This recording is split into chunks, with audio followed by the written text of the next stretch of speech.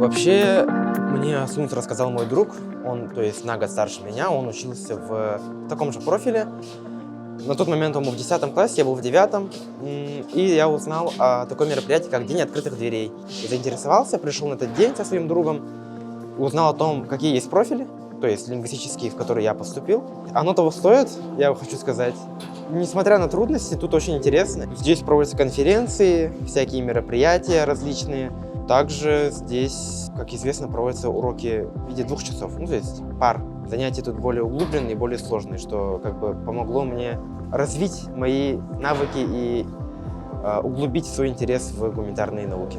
Увидев, как преподают наши учителя, сам тоже загорелся этой идеей и думаю, что мне, в принципе, это подходит. Пока что буду метить туда, на пединститут. Это было сперва очень сложно, а потом ты привыкаешь, вот.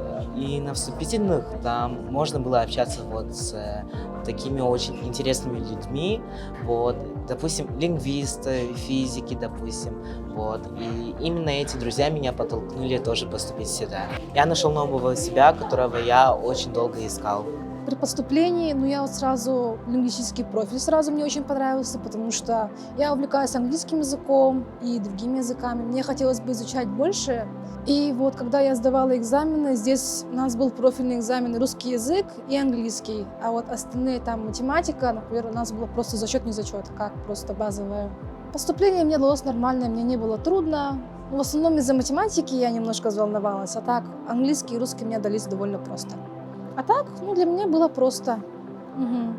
Я живу в интернате, и у нас там каждый день проходят игры. Иногда мы с ребятами сами собираемся и играем в мафию, в бункер и так далее.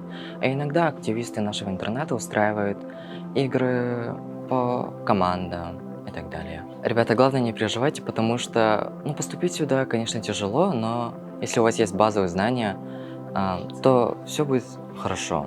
И главное, смотрите на сайт Сунсу-Вуфу. Там есть примерные задания, которые будут на экзамене. Я по этим примерным заданиям готовился. Тяжело в учении, легко в бою. Поступайте к нам в СУНС!